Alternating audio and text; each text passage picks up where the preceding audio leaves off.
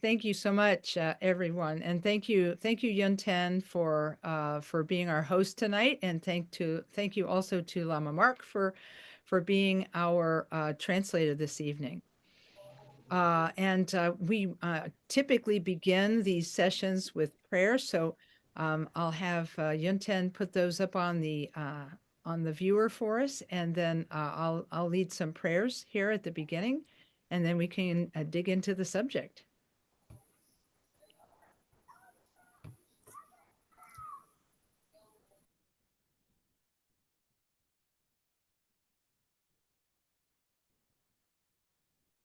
Okay, we'll begin with the Karma Kaju lineage prayer.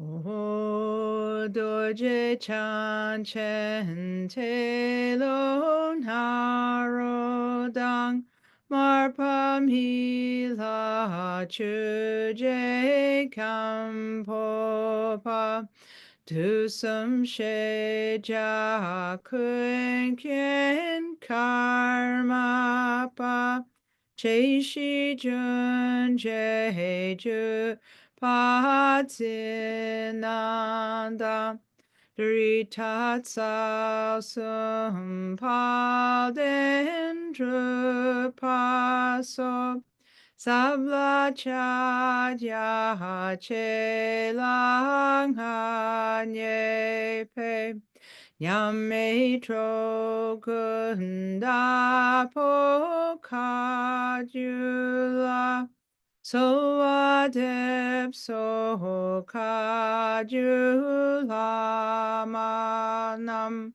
Chupatin no nam tar jin ji lo Shen lo gom ki kam par sum pa jem Se nor kun la cha shen me padang Se dir du ta chu pe gom chen la Ne kur jem pa me pa chin ji lo Mugu kom ki go war sum pa jem Menga ter go je pe la ma la Jundu so wa de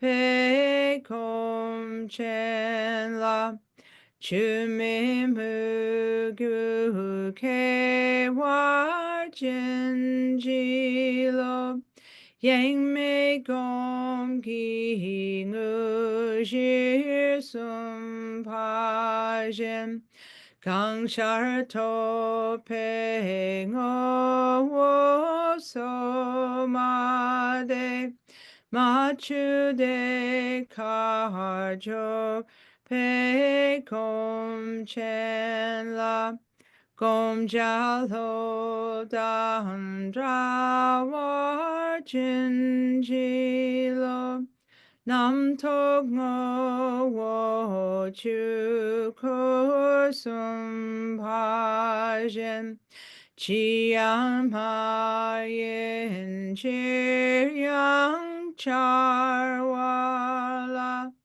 Magaro par char we gom chen la Cordeyer me to par chin ji lo Kewa kun tu yan da la ma dang Drao me chu ki pa la lon chu ching sa da lang ki yen ten rab so ne do je chang gi go pan yer to sho do je chang gi go pan yer to sho. Okay, the next prayer will be refuge and taking refuge and engendering bodhicitta, and this will be recited 3 times. Ohor sanje chudang soji chonamla 장추 pardu 단니 겹수치 다지 진소 지배 순남기 드롤라 핀실 산제 드루파쇼 산제 추당 소지 초남라 장추 pardu 단니 겹수치 다지 진소 지배 순남기 드롤라 핀실 산제 드루파쇼 산제 추단 소지 초남라 장추 pardu 단니 겹수치 다지 진소 지배 순남기 드롤라 펜실 산제 드루파쇼. Okay, next we'll recite the 4 immeasurables. This will also be recited 3 times. O semchen tamche dewa tan dewe gyutan tempar gyurchik dungal tan dungal gyutan trewa churchik dungal mepe dewa tampa tam hindrawa churchik Nerin chantan yidan drawe tonyen chempola nepa jurchik Semchen tamche dewa tan tewe gyutan tempar gyurchik dungal tan dungal gyutan trewar gyurchik dungal mepe dewa tampa tam mindrewar churchik nerin chantan yidan drawe tonyen chempola nepar jurchik Semchen tamche dewa dan tewe gyutan tempar gyurchik dungal tan dungal gyutan trewar churchik dungal mepe dewa tampa tam hindrewar churchik nerin chantan yidan drawe tonyen chempola nepa jurchik. Okay, thanks everyone for joining this evening. I would like to begin by thanking everyone for making time. I know how busy everyone is, making time to be here with us this evening and to study the topic of Lojong with us. As from the earlier classes, you've learned a little bit of the history of the practice of the 7-point mind training, how the 7-point mind training began as a teaching in the Buddha's sutras, and then from the Buddha's sutras, which talked about bodhicitta, from the Buddha's sutras to the great Buddhist master Atisha, who took a long, arduous journey to Indonesia to receive these teachings from the great Indonesian master Sir Lingpa, and then back to India, where he taught it widely, and then to Tibet, where he eventually spent the last 14 to 17 years of his life, depending on which of the histories you go by. And so he taught all of these practices, particularly refuge, taking refuge in the 3 jewels, and particularly engendering the bodhisattva motivation. So those were the 2 main teachings that he gave during his time in Tibet. In fact, there's a story about Atisha that says that He was often called the refuge scholar by people who didn't know his name because of his dedication to teaching about refuge. So you've already heard about the history. You've already heard about the importance of bodhicitta, but I'd like to take a few minutes here at the beginning to recap the previous instructions about why bodhicitta is so important. Those of you who have already begun the Buddhist path know that the Buddhist path begins with taking refuge in the Buddha as one's teacher, the Dharma as one's path, and the Sangha as one's community. And relying on these refuges, we aim for Buddhahood for the sake of all sentient beings. And if you remember also from the previous teachings you've received, the Buddha during his lifetime in India taught that all beings possess the capacity to awaken to their own mind's nature. In other words, all beings have the potential to become Buddhas. But it is human beings in particular that have the most opportunity to use that capacity to its fullest and to actually attain Buddhahood.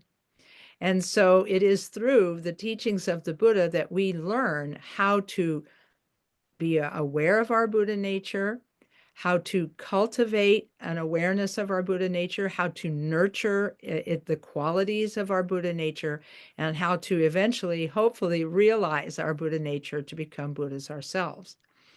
And I know it sounds like almost an impossible undertaking to set out to practice bodhicitta and become a Buddha, but if we take it incrementally, step by step by step by step, starting with one step, taking the next step, taking the next step, and so on, step by step, we gradually become aware of our inner qualities and see if those inner qualities can become more like the qualities of the Buddha.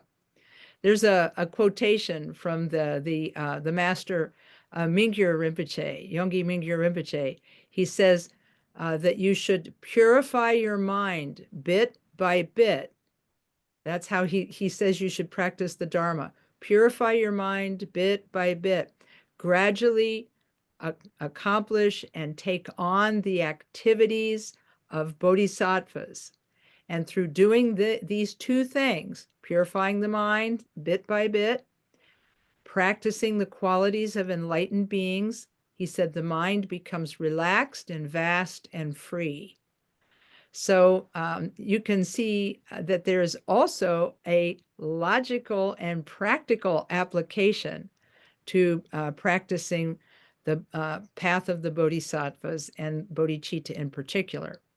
Now, from previous classes, you will remember that the word bodhicitta refers to the practices of the Mahayana. The Mahayana of Mahayana Buddhism is called Maha, or Great Yana, because it includes all sentient beings in its practice. If you remember from earlier classes, those of you who took our earlier classes, you know that Hinayana, or the smaller vehicle, or I like to call it the vehicle of individual liberation, is practiced only for one's own benefit, that one seeks to tame one's own mind, to purify one's own karma, and then to accomplish enlightenment for oneself alone, so that oneself alone can escape the wheel of birth and death that the Buddha called samsara. So that is the Hinayana motivation, or the individual liberation motivation. And the Mahayana motivation is called Maha, or great, not because it's better or bigger, but because it includes all sentient beings. We want to attain Buddhahood, not just for ourselves, but for all beings. And this means we're willing to stay behind in samsara, if necessary, to help all sentient beings become liberated. And this is why the motivation of the bodhisattva is called so vast and so great because it includes all sentient beings. Now, the word bodhi, if you remember, means awakening or Buddhahood, and citta means the mind. So to have the mind of awakening is, I guess you could say it's a practice all its own. Because if you recall from the very first practices you learned in the Buddha Dharma, the practice of quiet sitting meditation. In quiet sitting meditation, you sit with your back straight, and you sit with your eyes maybe closed a little bit, and you begin by observing the breath as it comes and goes, and then you allow your attention to rest on the breath. And then if your attention should wander from the breath, you notice it, you label it, you can even call it thinking, you let it go, and you return your attention to the breath and think of it as a fresh start. And by doing this, gradually, step by step, as Mingyur Rinpoche says, we purify our mind by allowing ourselves to let go of reactiveness, to let go of thoughts, feelings, and emotions while we are sitting in meditation and being present in the present moment with our breath.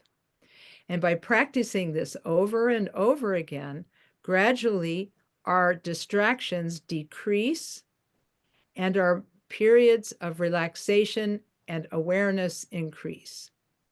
And so in this way, we begin to notice our individual thoughts and begin to notice our individual motivations.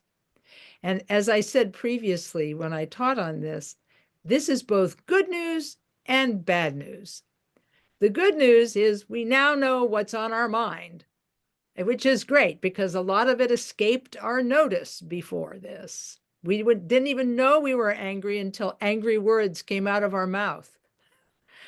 But now that we're meditators, we can notice our thoughts more and more and begin to change our thoughts and emotions more and more.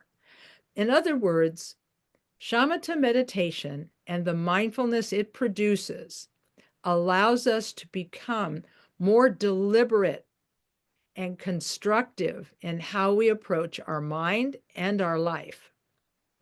We can begin to look and see when our motivations are not pure, when our motivations are selfish, when our motivations are unselfish. And by seeing these, we can begin to form the wish to change our motivation. And of course, because the teachings of the Buddha are all about benefiting all sentient beings, the better motivation is the selfless motivation. And because if you go all the way back to the first published book of the Buddha's sayings, the Dhammapada, the Buddha says, we are what we think.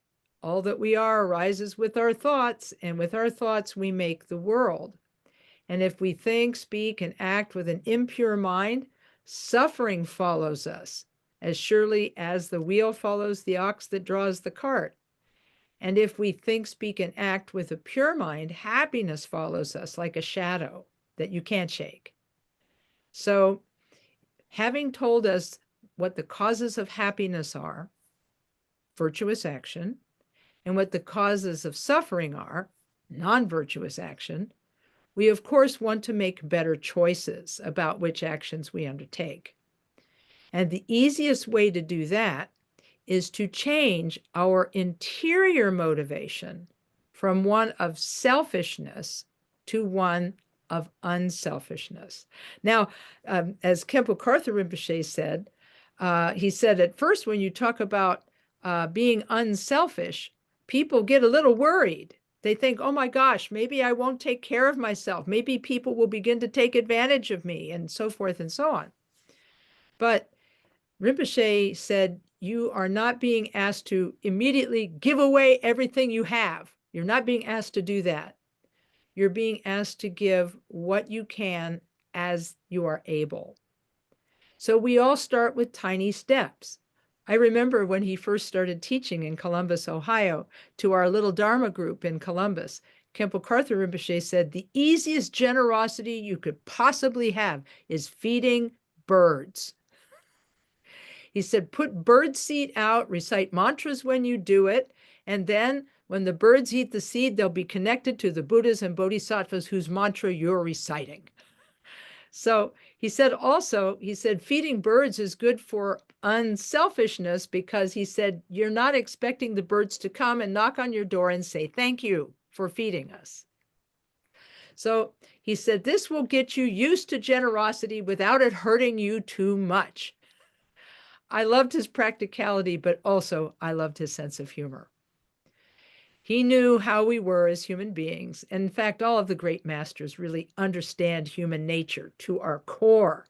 They understand us because they're Buddhas. They understand because they have already gone through everything we've gone through. They know our mind, they know our habits, they know our thinking, and they're able to meet us where we are. They don't sit up on some high place and say, come up here, come up here. They come down to where we are and they say, here is how you do it. You start with meditation, becoming aware of your thoughts, and then you consciously cultivate the attitude of unselfishness by cultivating the idea that you are a bodhisattva in training. You are a bodhisattva in training. You are no longer just another confused sentient being. You are a person, you are a being who has taken on the noble path of unselfishness.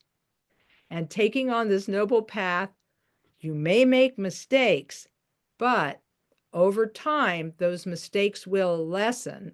Your peace of mind will increase. And your ability to connect with and actually help sentient beings will improve.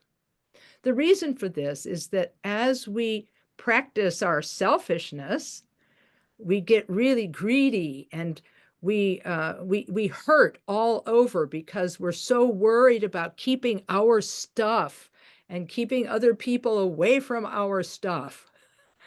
But when we practice the Bodhisattva path, we practice these virtues, the 6 virtues of generosity and ethics and patience and diligence and meditation and wisdom. We practice these 6 things, which slowly, almost, well, I won't say it's painlessly, but it's definitely slowly help us to set aside the selfish habits. I remember trying to practice one of these when I was in retreat. When we were doing our long retreat at Karmaling, we had a wonderful cook who made delicious food for us every day. And every summer, she would get us sweet corn, right? And of course, when they're all piled up there waiting to be taken, of course, what do I want? I want the biggest one. I want the biggest one for me. So that's my selfish habit, right? So one of the lamas who taught us in retreat said, you know, there is a practice that's done by bodhisattvas in training. They close their eyes and let their hand choose their food. I did that, and it was not always easy, but I really appreciated just that one small step toward unselfishness. Because when it succeeds, you feel good about yourself. You say, now I have a new way to train my mind. So that's a little bit about the history and background of bodhicitta in general, where it fits into our practice as the main practice that is done after we learn shamatha. And sometimes it's learned before we start our Mahamudra practice, our Mahamudra Nundro practice. And so this is why we decided to put it next in the rotation of classes for KTD.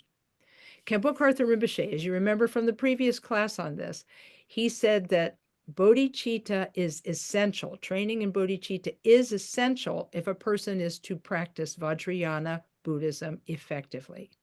Because he said the methods of Vajrayana, which use the path of the path of skillful means and the path of liberation of the mind. These two paths, skillful means and liberation, need to have excellent motivation or they don't succeed. It's like, I don't know, is it like having been given a brand new car, but nobody gave you the key? So you have this beautiful car, but you have no way to make it go.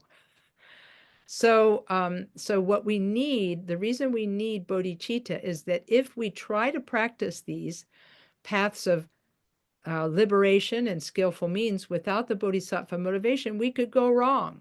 And I remember Chogyam Trungpa Rinpoche in one of his books said, if you don't have the bodhisattva motivation before you practice Vajrayana, he said, you might accomplish egohood instead of Buddhahood. So it's something we have to keep in mind. So now one of the things I wanted to talk about this evening was about the 7-point mind training and how it is structured and the order of the slogans and how they work.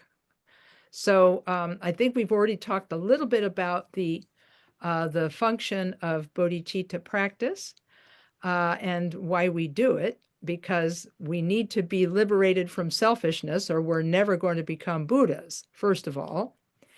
And second, because it is an absolute requirement for us those of us who wish to practice the Vajrayana.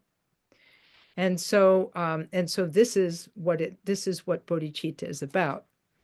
Now, those of you who remember the history, remember that the Buddha taught about the liberating impact of compassion, and he spoke the Bodhisattva Sutra about the Bodhisattva's motivation and practices and so on. And then later, after the Buddha's passing, the sutras were written down, and then later the Mahayana sutras were discovered. And then in the 8th century, Shantideva, the great Bodhisattva, he wrote a book called The Guide to the Bodhisattva's Way of Life. And in that book, he encouraged people to practice a meditation in which they exchanged themselves for others. He said exchanging oneself for others is a sacred mystery that helps us to reduce selfishness and increase our love and compassion. And you can really see, even from an intellectual point of view, how this could work. Because when we're only concerned with ourselves, we don't care about others. We could very easily hurt others when we don't have caring for them. But if we generate a feeling of caring for other beings, then we will be less likely to harm them and more likely to help them. And so this is why exchanging oneself for others was an effective meditation. And so Shantideva taught many methods of doing this, such as imagining that you are better than somebody else, and that later, after that, imagining that you are inferior to somebody else, and then figuring out how it feels to be on both sides of that situation. But later, Serlingpa's teachings gave more detail to this. When Serlingpa taught Atisha, he taught him a different method of exchanging oneself for others. And it eventually traveled back to India with Atisha and then to Tibet, where it became the practice of Tonglen, or sending and receiving. This practice of sending and receiving then was an instantaneous training. It's like all on one seat. You don't even have to get up and go anywhere. You just sit on your seat. And instead of imagining that you are somebody else, you imagine that you give all of your goodness to others. In other words, you practice an ultimate form of generosity by imagining that as you breathe out, you send all of your goodness and all of your merit to all sentient beings.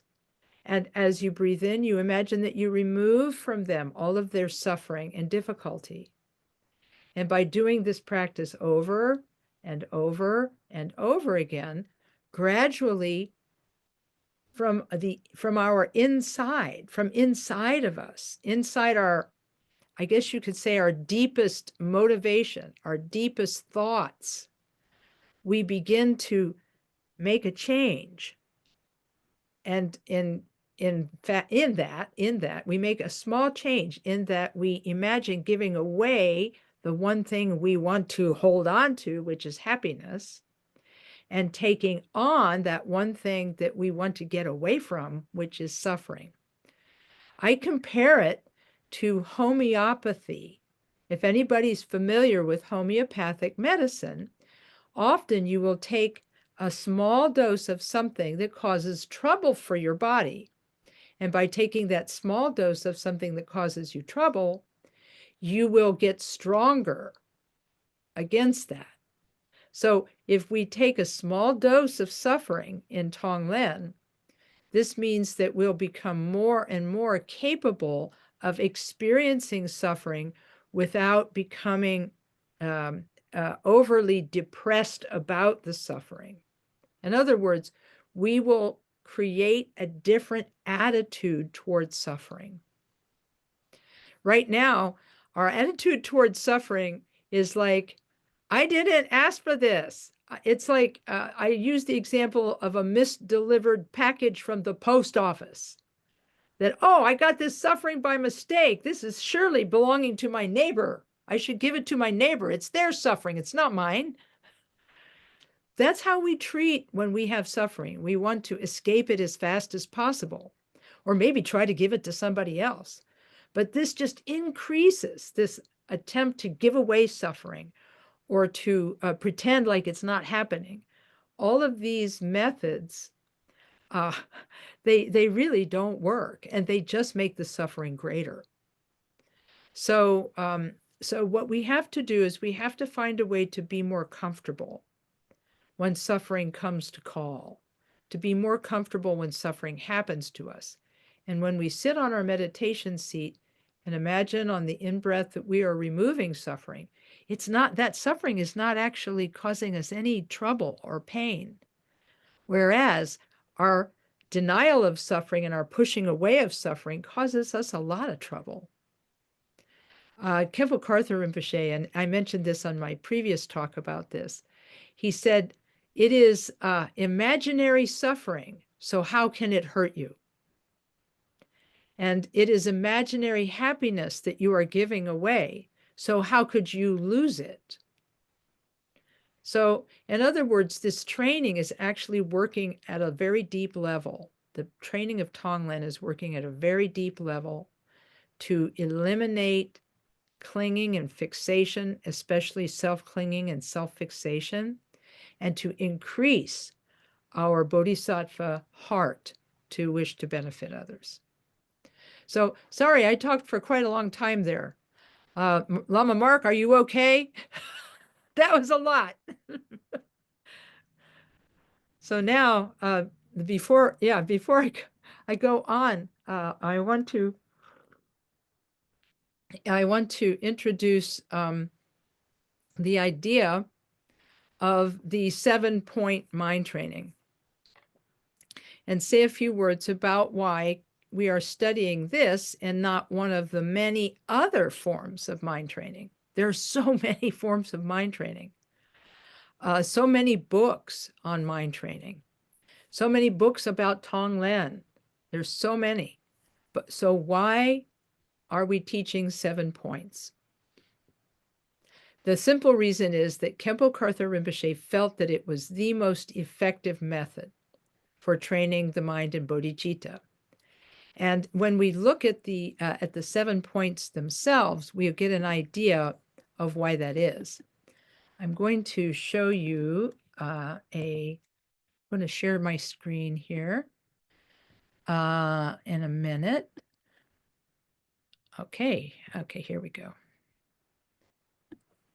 Okay, I am using a copy of an old version of the book, the Great Path of Awakening. And let's see here. And in the book, it explains the 7 points and how they help each other, basically. Those of you who remember previous classes will know that that the author of the 7-point mind training was Chikawa Yeshe Dorje, who lived in the 12th century, I believe, in Tibet. And that the story goes that he saw a book open on the bed of one of his friends, and he decided to see what his friend was reading and took a gander at the book, and was very surprised when he read the verse that read, "Take all defeat for yourself and offer all victory to others." He thought this was a curious approach to bodhicitta, and he went and sought out the author of that text. The author of that text was Longri Tangpa, a Tibetan master who had himself practiced bodhicitta and achieved qualities through his practice, and written a poem called The 8 Stanzas of Thought Transformation. Instead of the word lo jong, or mind training, lo means mind and jong means training, instead of translating it as mind training, somebody translated it as thought transformation. I love that idea. We're transforming our mind by transforming our thoughts and reconstructing our thoughts in very helpful and positive ways. So part of the reason that I think that particular verse appealed to Chikawa Yeshe Dorje so much is that it seemed to run counter to popular thinking. And the popular thinking at that time, which actually is now still the popular thinking, that if one person wins, the other person has to lose.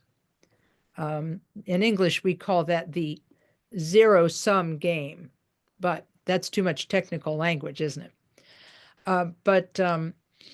But that was the general mode of thinking, was that if I have something, I have to get it from somebody else. So if I'm advantaged, the other person has to be disadvantaged. If I win, the other person has to lose. And it's I guess you could say it's got positive aspects, but I can't think of what they are, because everybody becomes resentful eventually, and it becomes a real problem. And but the practice of this giving all victory to others and accepting defeat for oneself was what intrigued Geshe Chikawa Yeshe Dorje. And I think that's because it goes counter to what a lot of people believe, which is that we have to always be the winners, and helping other people makes us weak. So we have to watch out for that kind of thinking, and because it causes us a lot of trouble. And so Chikawa Yeshe Dorje went to find the person who wrote the 8 stanzas of thought transformation, and he had unfortunately passed away. But Chikawa Yeshe Dorje found one of the Longri Tangpa's students and learned the 8 stanzas from them, memorized them fully and completely, and practiced them one by one by one until he achieved some qualities from his practice. And then he wrote a composition, an original composition called Mind Training in 7 Points, which he thought would teach the same ideas, but in more detail. And so he wrote them in the form of sayings or slogans that could be memorized. And when the slogans are memorized, they could become a framework for daily living and a framework for practicing bodhicitta, because the best way to practice bodhicitta is from the moment you wake up in the morning until the moment you go to sleep at night, and then overnight too.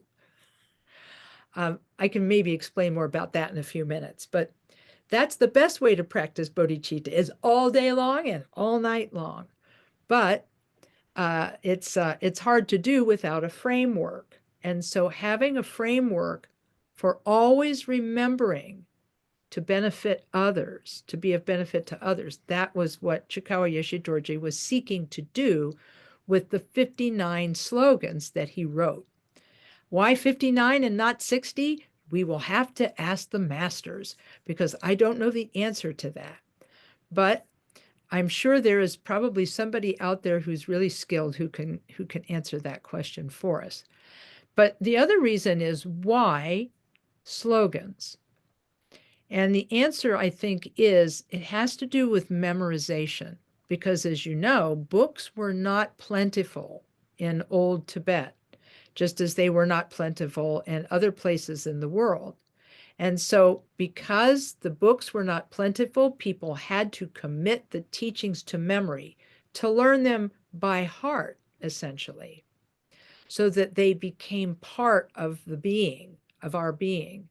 If we memorize something, it's like we have it forever. Now, I'm not going to encourage people to memorize the 59 slogans. Even Khenpo Karthar Rinpoche did not encourage people to memorize them. In fact, when he was teaching on the 7-point mind training a few years before his passing, he said, it is better to practice them every day than to try to memorize them.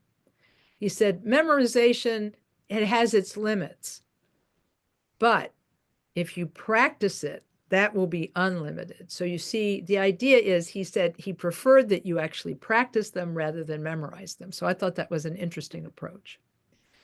So I'm going to put on the screen now this appendix from an old version of the 7-point mind training. This was translated under the guidance of Chogyam Trungpa Rinpoche. There are 7 points, and I'm going to go over the 7 points in general first, and then come back and look at them one at a time. The first one is preliminaries. The first of the 7 point is the preliminaries, which are the foundation or the basis for Dharma practice. So that's pretty obvious. Anyone who has learned about the Nundro practice, the Mahamudra Nundro practice, knows that the preliminaries are very, very important. And we'll come back to that idea in a minute. Well, no, I think maybe now is the time to talk about it. The preliminaries form the basis for your practice. So those of you who are familiar with the Nundro preliminaries will know that there are 4 common and 4 uncommon preliminaries. The 4 common preliminaries are the 4 thoughts that turn the mind toward the Dharma. Precious human life, the fact that we're very lucky to be ourselves in this time and place and to have met the Dharma. Number 2, impermanence, that this wonderful life we have is impermanent, therefore we should work hard to practice while we're alive. The third is karma, action, cause, and result, which means that becoming aware of karma, becoming aware that everything we think, say, and do changes who we are and how we manifest. We need to give up negative karma and practice positive karma. Then the last one is the defects of samsara, which is to remember that no matter what a good day might look like for you in samsara, you are still in samsara, and it has the defect of not leading you to Buddhahood. So these 4 common preliminaries are practices that you can do, or contemplations that you can do to reflect on why it is so important to practice Dharma while you have the opportunity. And then added to those are the 4 uncommon preliminaries of taking refuge and engendering bodhicitta. These again are the preliminaries for Mahamudra, often called the Nundro. The first of these is refuge and bodhicitta. The second is the Vajrasattva purification. The third is offering of the mandala, and the fourth is the practicing of Guru Yoga. After completing these preliminaries, one is considered ready to learn and study and practice the great practice called Mahamudra, or the great seal, or the great authenticity, in which one comes to learn how to and meditate on the nature of one's mind. It's considered a shortcut to a Buddhahood and awakening. But that's the Mahamudra Nundro. I'm just using it here as an example. So believe it or not, Lojong also has a Nundro, but it's a daily Nundro. You do this Nundro every day at the beginning of your Lojong practice.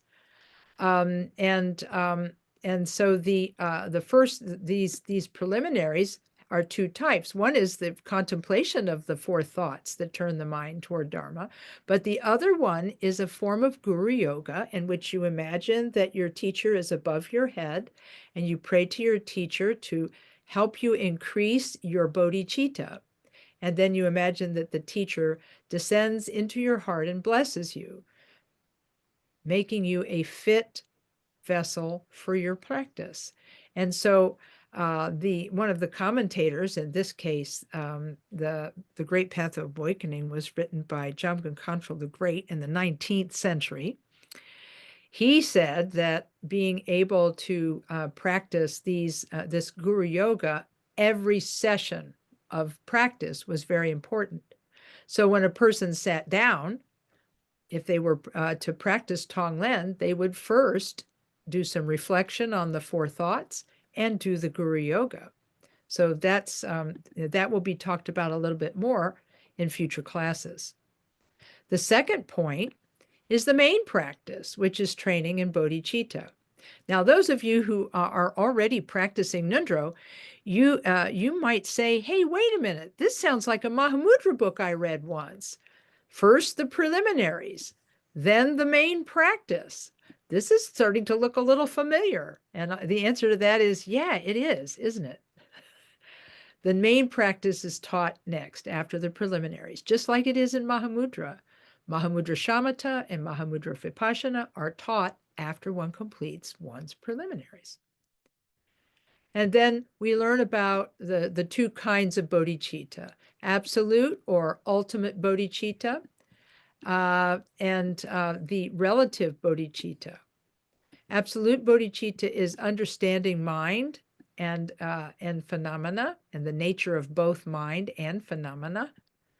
And relative bodhicitta is the practice of love and compassion.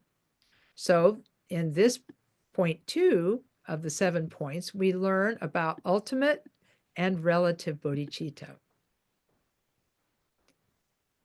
Then, having learned about the practices of a relative and ultimate bodhicitta, then we move on to point 3, the transformation of bad circumstances into the path of enlightenment, or the way of enlightenment. If you think about it, it's a really logical next step, because if you've practiced your preliminaries and you've practiced your main practice, because remember, the main practice in absolute or ultimate bodhicitta is meditating on mind. And there's an analytical meditation that's taught in this section in order to help you understand it. But the practice of relative bodhicitta, the on the cushion practice, is very simple. It's doing sending and taking, or Tonglen. But there's also an off the cushion practice in both of these. And the ultimate bodhicitta practice, the post meditation, is to see everything that's happening as being illusory. Well, it's a little bit difficult, but step by step, you can learn how to do it. The post meditation practice for relative bodhicitta, love and compassion, is learning how to turn the 3 poisons, ignorance, attachment, and aversion. Ignorance, attachment, and aversion. How to turn these 3 poisons into seeds of virtue by learning how to work with them with love and with compassion. And I'm really looking forward to seeing what you think of that practice. Then the third, once you've learned all the techniques, then now it's expanding your practice. The next section, in fact, the rest of the book, the next 4 points, 4 points, 5 points. The next 5 points after these first 2 are all about expanding your practice and correcting mistakes in your practice. So it's laid out just like a Mahamudra instruction book. Preliminaries, main practice, and then enhancement and correction. So I think that this is part of the reason why the 7-point mind training is so good for us Mahamudra practitioners, because it's laid out in a way that we understand. Anyhow, okay.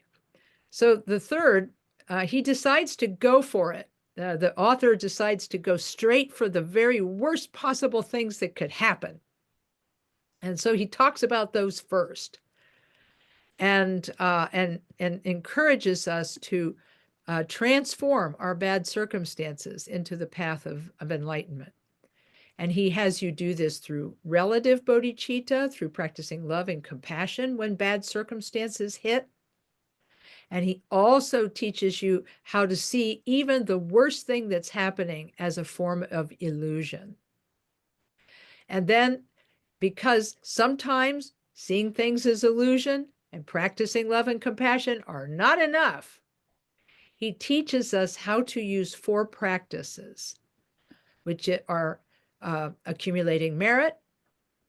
He teaches us how to accumulate merit. He teaches us how to purify negativity.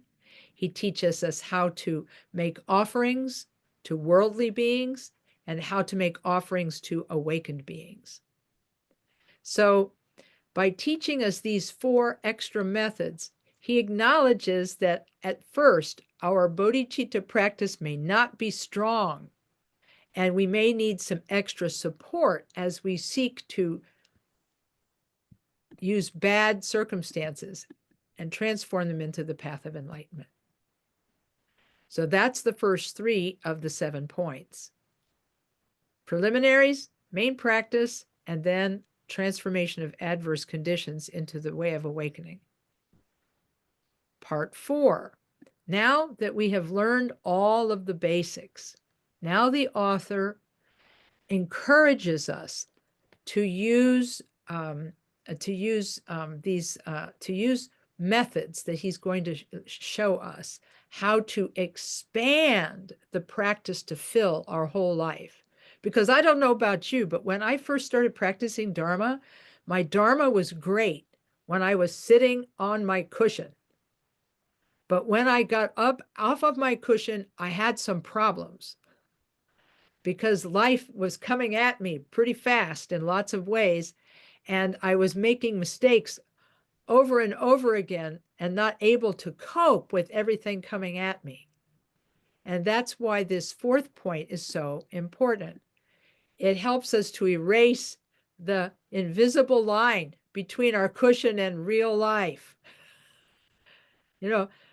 Real life is over here and cushion's over here. So we have to find a way to put the 2 together.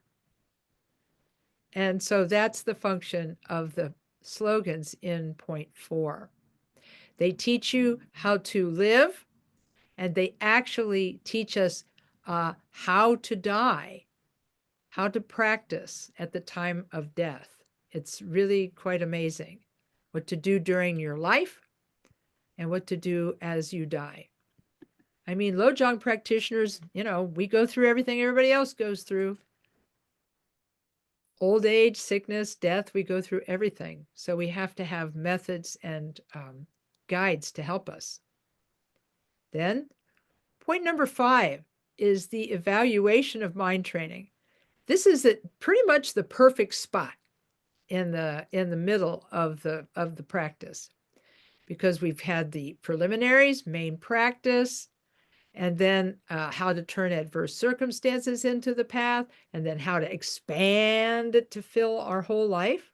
Now, we might ask ourselves when we get to this point, okay, am I done now? Am I perfect now that I've learned all of these things? And point 5 tells us, well, you better check first.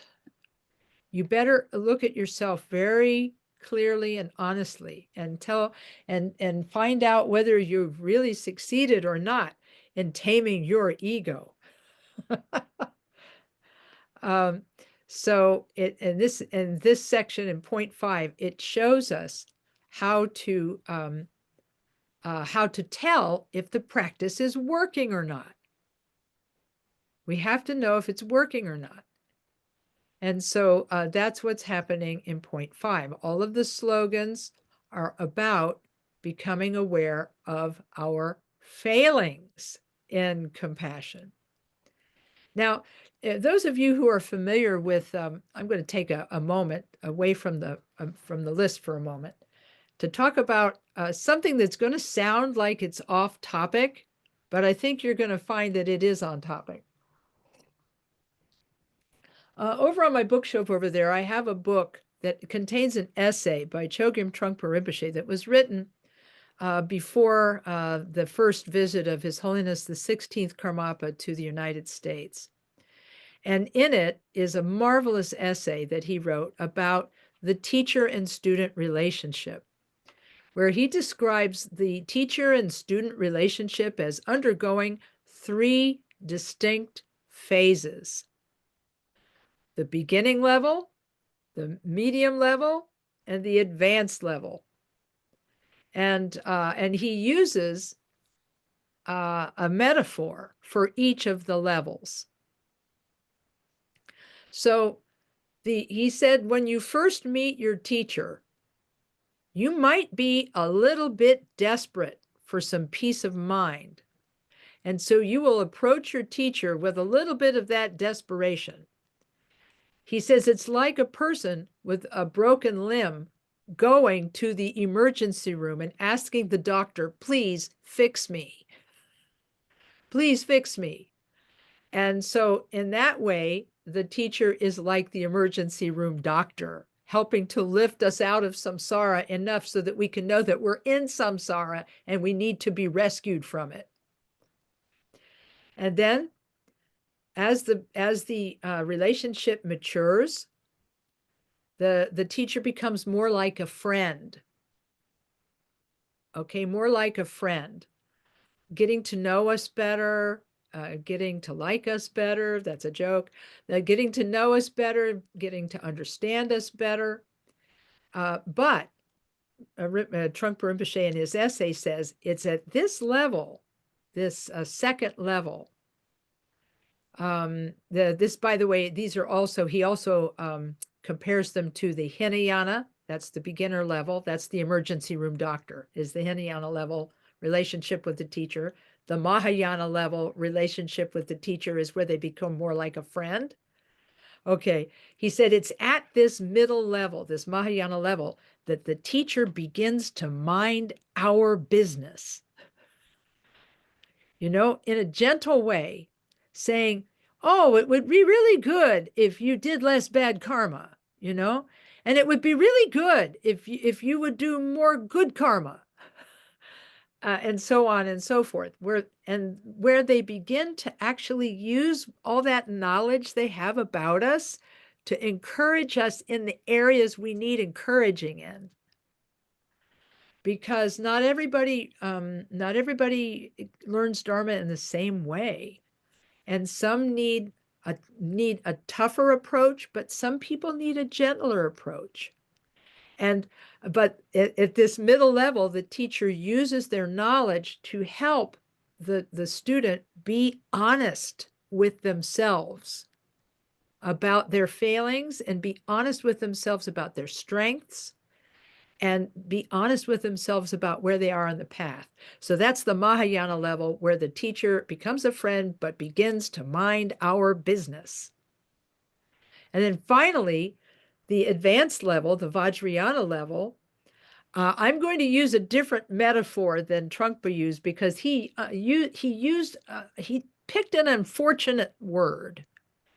In the essay actually uses the word that at the top, he becomes like a dictator. And I think that word is kind of loaded. And I think that maybe he used it on purpose because it was a loaded word.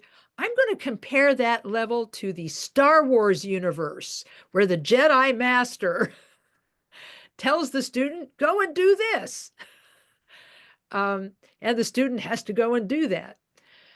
This Vajrayana level, the teacher knows us really, really well and is able to give us the Vajrayana practices that will help to transform us from the inside out. But they do become, shall we say, a little more directive. And because the trust, and this was the other thing, Trungpa said there's two things going on. The student is becoming less and less dishonest with the teacher as they go through these levels. At first, he says they try to make themselves look good at the Hinayana level, like, oh, I'm great. I don't really need help, you know. And then slowly they're saying, okay, I got some problems in the middle level. And then by the time they get to the upper level, they're really ready to be done with even their worst faults. And so the level of honesty increases. The students' level of honesty with themselves and the students' level of honesty with the teacher grows, and the students' level of trust in the Dharma, in the teacher, and in themselves begins to grow. As the dishonesty falls away, the trust grows. So that at this upper level, the Jedi Master, I'm going to call them a master instead of a dictator. I'm a little uncomfortable with that word. So the master level, then they're really, Trungpa compares this to a person who's ready to introduce the student to their mind and to the world. And because the dishonesty has fallen away and the trust and the truthfulness has just risen. So I love to talk about this essay for the reason that we all have teachers. And we all know we need teachers in order to accomplish the development of purifying our obscurations and accumulating merit. We know we need a teacher to help us do that. We don't like it when they point out our faults. We just don't like it. Bottom line, we don't like it. And the real skillful teachers have a way of doing it so that it's effective but not hurtful. So you get the idea that, that slowly, depending on the student and the teacher and how they work together, this relationship deepens and broadens and grows. Now, the reason I bring this up right now is because the next sections, points 6 and 7, are all about minding our business. Okay, of the 7 points of mind training, the last 2 contain a lot of literal do's and don'ts. Do this and don't do that. And so that's why I wanted to talk about this trust in the teacher and the honesty about our own situation. Because as we become more honest about who we are and less fake about who we are, and more honest with our teacher about what our faults are and who we are, the more we progress. It's when we're not honest with ourselves about our faults that we can fall prey to mistakes. So anyway, that being said, let's finish the last 2 of the overview of the last 2 points. And then I think I may actually have times for questions. I know this isn't supposed to be the question period, but I may take some anyway if we have a little time left. Okay.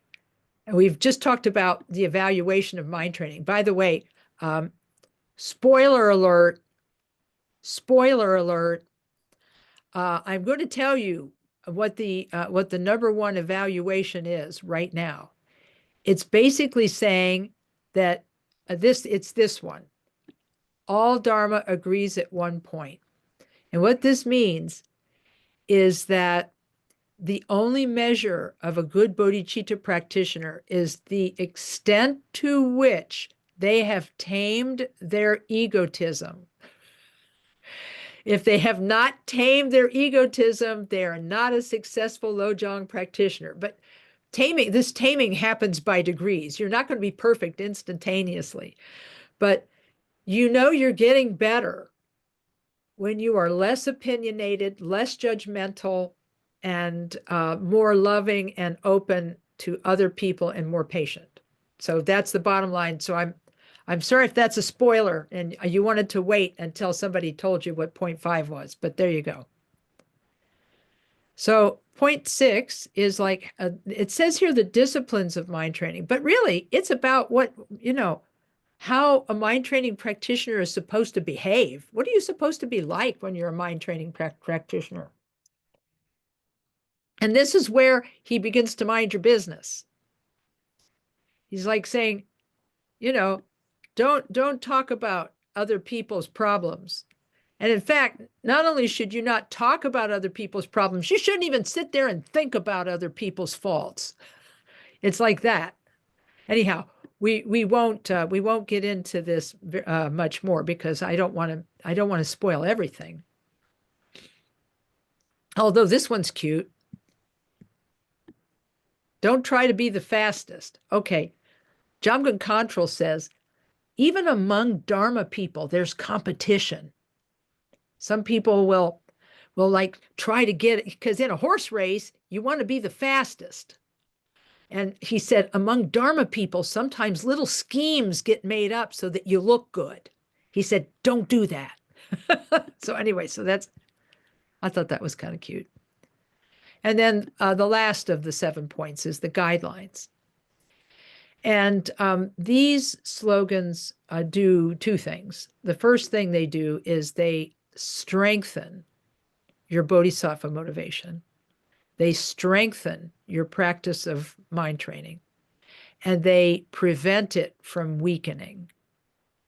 And I'm not going to go into it this time because we will get to it later. But this is kind of good. He's minding our business. He's saying, here's one: whichever of 2 occurs, be patient. Meaning, if you're happy, be patient. If you're unhappy, be patient. But it's again, they're minding our business, saying, look, I know how you human beings are. I know what you do. I know what you think about. Don't do that. You have to think like bodhisattvas in training, not like regular human beings. Anyway, it's a lot of fun. So I don't want to go too much deeper into it because then I'll spoil the whole thing for you. You won't watch the end of the movie.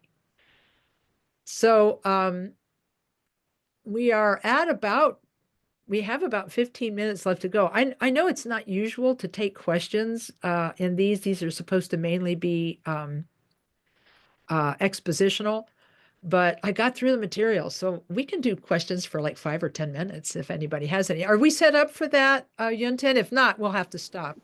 Sure. What I need to do is bring the Chinese interpretation group back into the main room, and we'll have to do non-simultaneous translation. Oh, okay. Well, yeah. So if it's going to be too much trouble, I don't want to cause trouble for anybody. No, that just takes a moment for me to do. Oh, okay. All right. And Is it's that okay done. with you, Lama Mark? You okay? Yeah, okay. Yeah, okay. Yeah, sorry. I'll try and make it easy. I'll only take a few. Okay. And what's worked best is if people put their questions into the chat, and we can work from that Perfect. as the queue. Okay, great. That's even better because yeah, I see we have more than 20 people in the group tonight. So yeah, it makes it a lot easier. So as people are typing, I can say that as I mentioned in one of the earlier classes, the 7-point mind training was the single most important thing I learned as a beginning Buddhist. Khenpo Rinpoche recommended it to me very early in my Dharma training, and he said that I needed to make sure that everybody learned it. So it was important to do. Yeah, I'm seeing here, I'm not seeing questions. So, well, here's one. Here we go. Is there a particular translation that you recommend? Oh, yeah. Mark, you want to translate that one? Oh, OK，这个问题是这样，是不是有一个翻译？那这个 Lama Kathy 可以推荐给大家来读的。You OK，Thank you。know, yeah. There are only two I am aware of. I do not know of a Chinese translation. I'm sure there is one. But in terms of English translation, yeah, good. See, you've got that. Okay, that's the Chinese translation. Yeah. Awesome. Okay, good. If you, yeah, And I just put the link for the English translation into the chat. that's good. There was for a very, very long time only one translation of Jamgon Control's 7-point mind training commentary. I'm sure there are others. It's the Great Path of Awakening. This was the only one for many, many years. But Dzigar Control either did one himself or commissioned it. I've forgotten the history of it, so I don't want to get it wrong. But Dzigar Control wrote a book called The Intelligent Heart. The Intelligent Heart, which contains the only other English translation I know of Jamgon Control's Great Path. There are other commentaries on 7-point mind training, but the Great Path is the one that Rinpoche said was the best. Khenpo Karthar Rinpoche said was the best commentary because it was the most practical. So there you go. So I'm looking at my copy of The Intelligent Heart over on my bookshelf. So I'm looking at it real hard. So hopefully you'll know it. Well, it will appear in the chat in just a moment. Excellent. Thank you, Yunten. Okay, here's another question. What was the second part of the Mingyur Rinpoche quote, purify, the mind bit by bit? And I think it was, now this is not an exact quote. I'm sorry, this is a paraphrase. The quote is actually on my refrigerator. I should go get it, but I don't want to delay the class.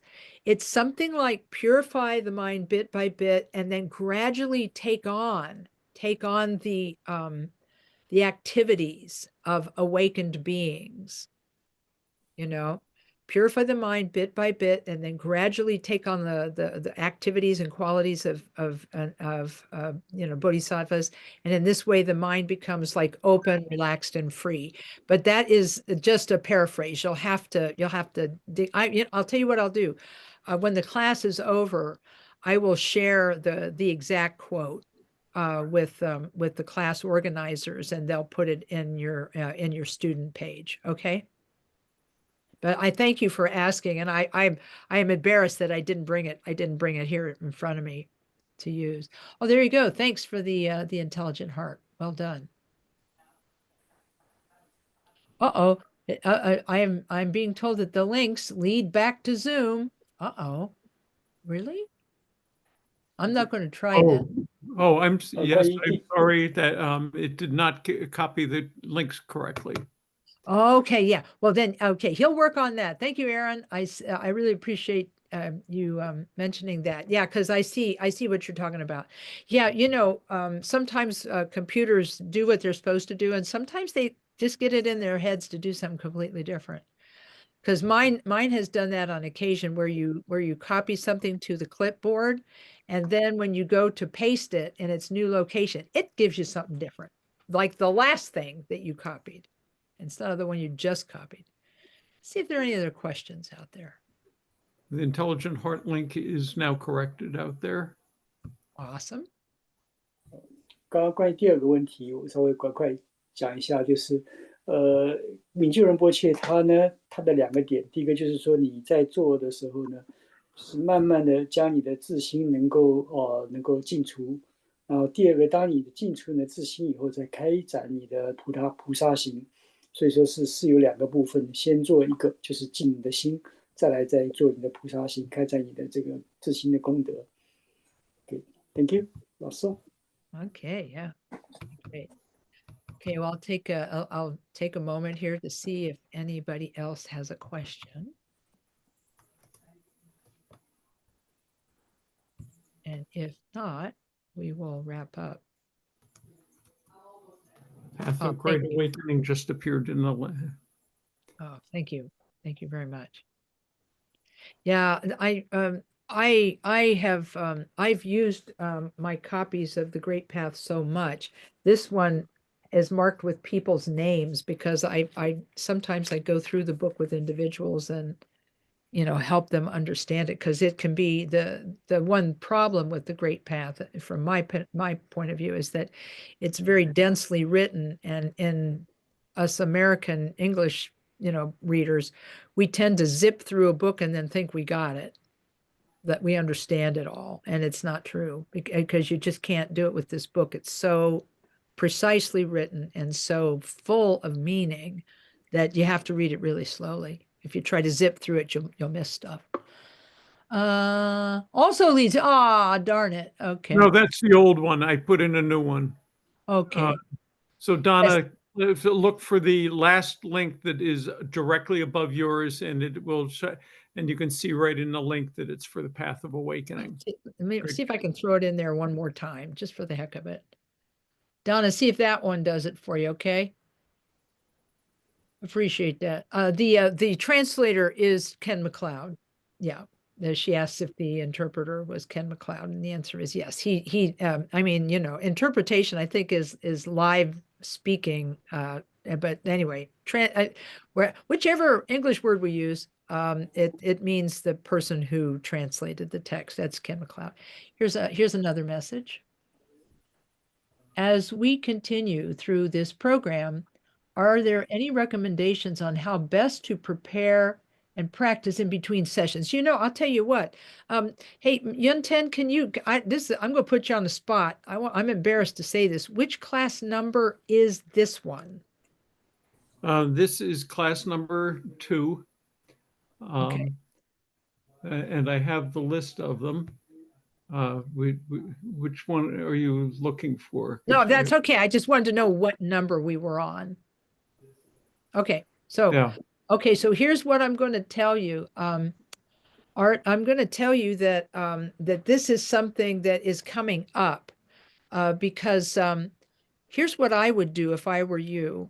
I would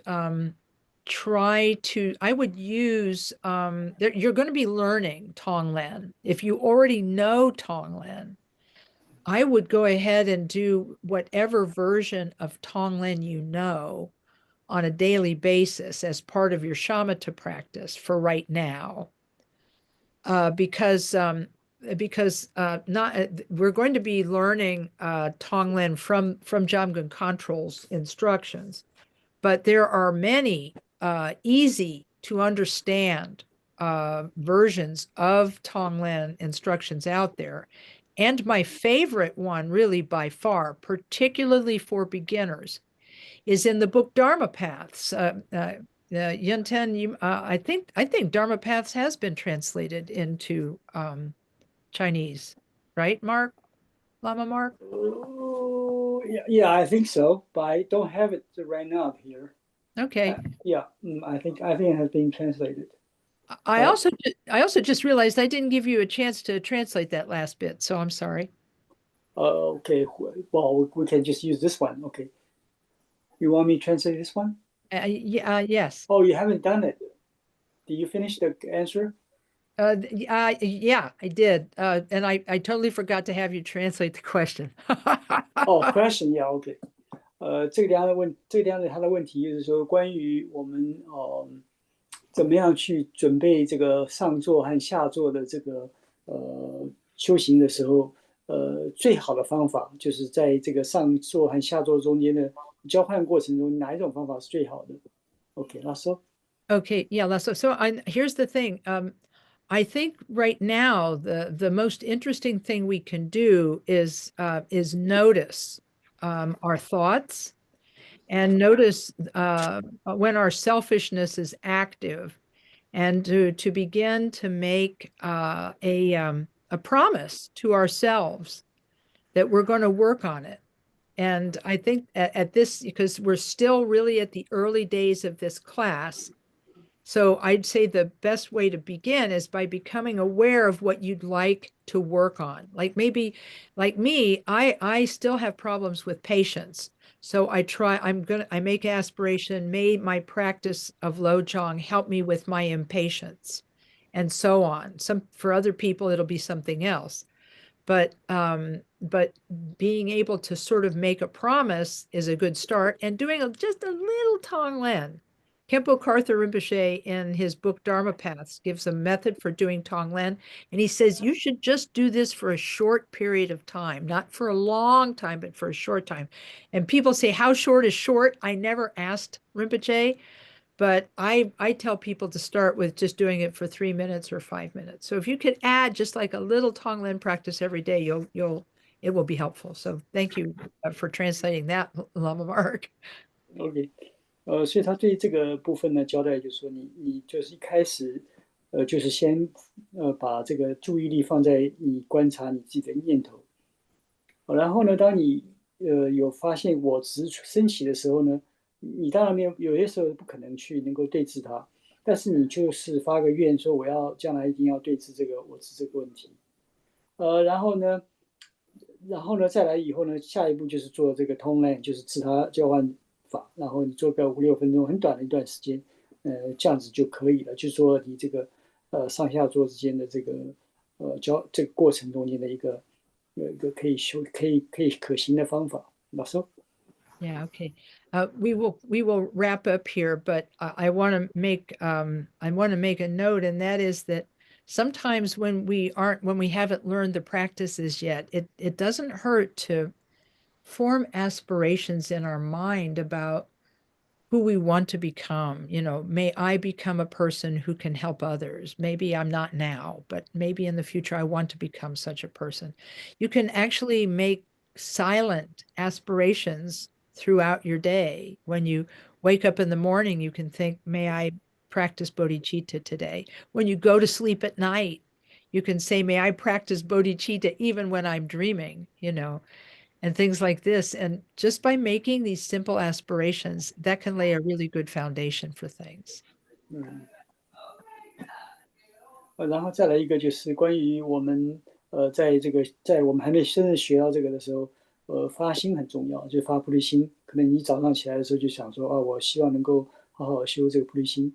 晚上睡觉前也做一个决定，我要好好这个修菩提心。然后甚至在做梦或者在晚上睡觉的时候也能够发菩提心。你让这种发愿的力量是很大的。老师。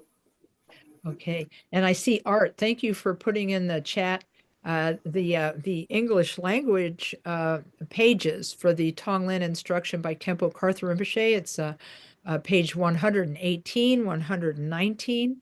And what I tell people to do is you can photocopy those 2 pages and then read them, and then close your eyes and meditate, and then read the next part, and then close your eyes and meditate. And by doing it this way, or you could read it into a recording device and then play it back for yourself and then practice with the book.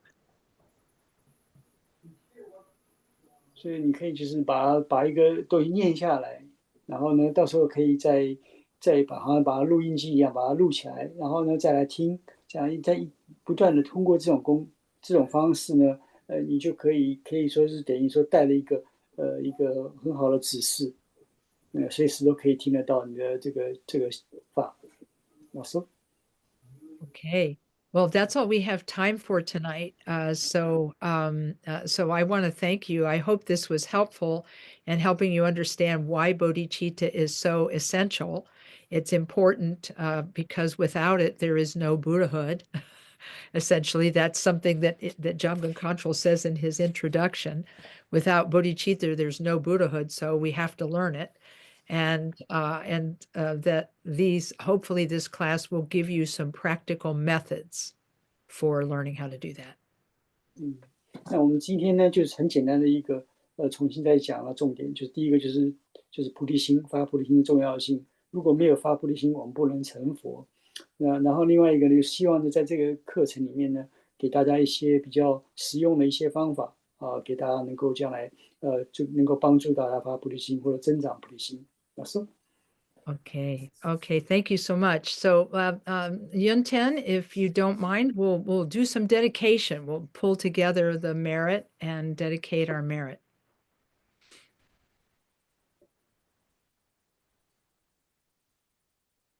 All right. We'll start with the long life prayer for the Karmapa. O gyao kun nin che ran zu Karmapa, gao kun tuen le chi du Karmapa, gyao kun dun so puan kur Karmapa, or gendro du tuen le shap ten so. Sunam di tam che zipani, tobne ne pedranam pam jene, ke gana chi palap drupahi, si pe sole dro an dro shok.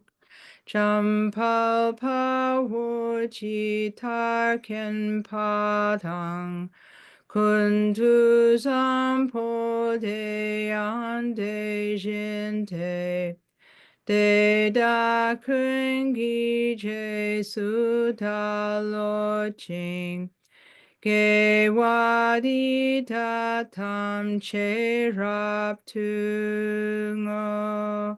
Sanjay kusum ne pejin latang, chuni min jurtem pejin latang, gendun mi che dun pejin lapki, jitar ngo wa mun lam drupar sho. Du ji le jiao jiao wei trin le pa, karma pa ten ten pei nim po ti, cho tar kun chap chap chin jun mi che, ta para pel pel wei tarashi sho. Okay, thank you, everyone. Thanks for being here tonight and bringing your sincerity and goodness to this space. Thanks to Lama Mark for the translation. Thank you, and thank you to Yunten for being our host with the most. Have a good week, and we'll see you next time.